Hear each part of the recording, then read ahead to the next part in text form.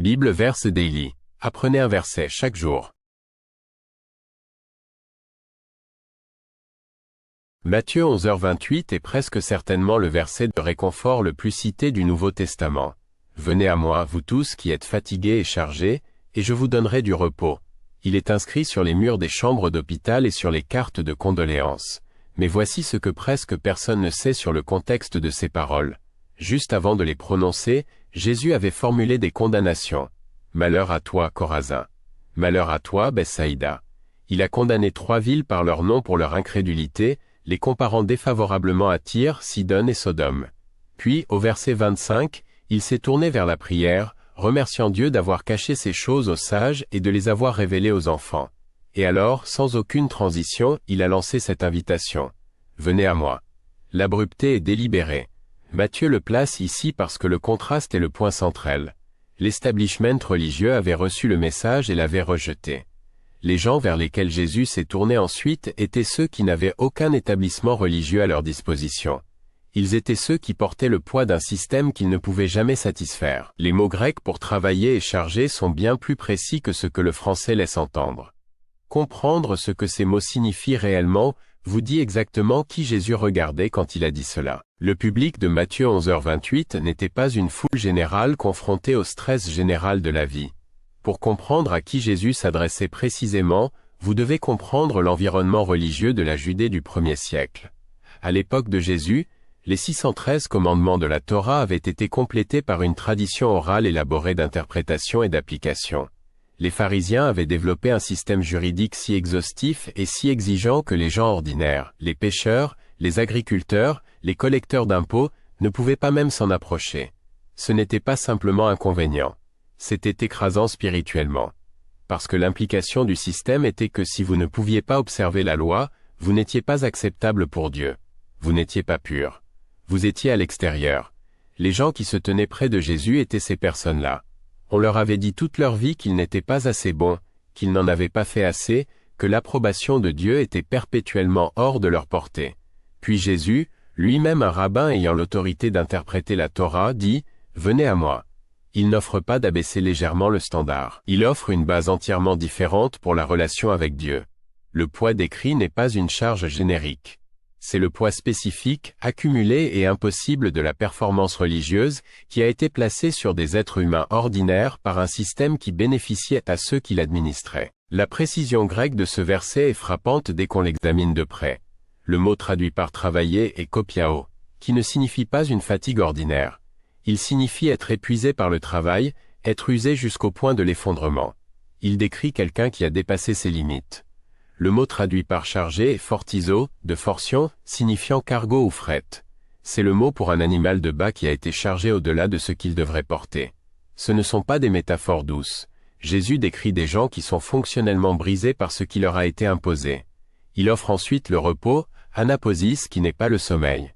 C'est une pause rafraîchissante avec restauration, une cessation du travail avec l'énergie de recommencer par la suite. Et puis vient la partie la plus culturellement chargée du passage. Au verset 29, Jésus invite ses auditeurs à prendre son joug.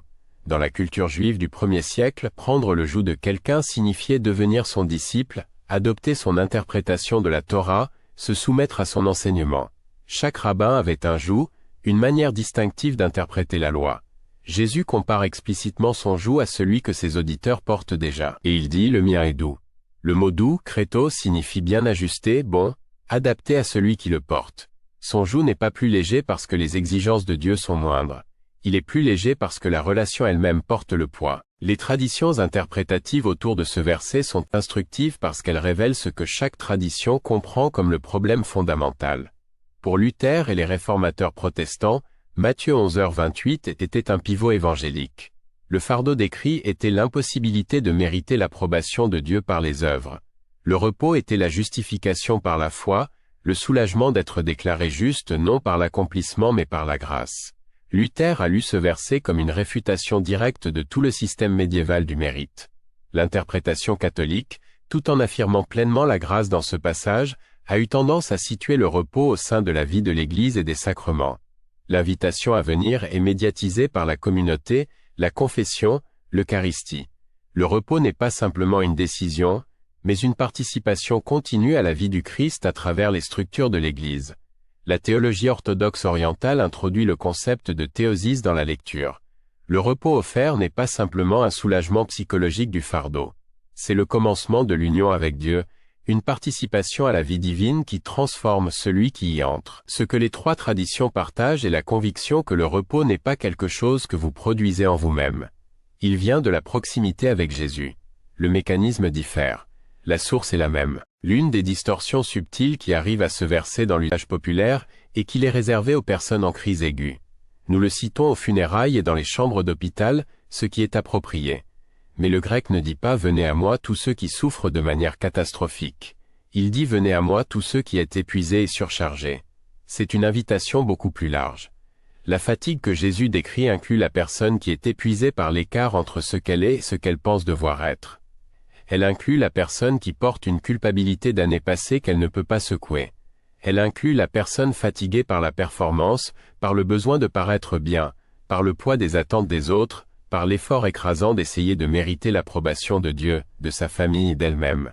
Vous n'avez pas besoin de vous qualifier pour cette invitation en souffrant suffisamment ou en échouant assez mal. La seule qualification que Jésus nomme est la fatigue. Et la promesse est spécifique. Non pas je vous expliquerai comment trouver le repos. Non pas je vous montrerai le chemin vers le repos. Je vous donnerai du repos.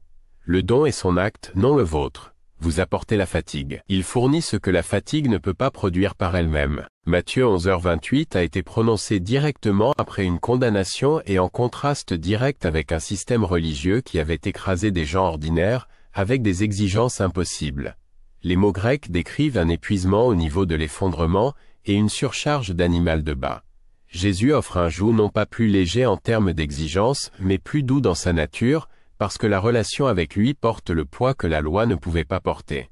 L'invitation est aussi ouverte aujourd'hui qu'elle l'était alors. Si cette étude de versets vous a aidé à approfondir votre foi, aimez, commentez et abonnez-vous à Bible Verse Daily pour une nouvelle étude chaque semaine. Activez la cloche de notification pour ne rien manquer. De nouvelles études de versets chaque semaine.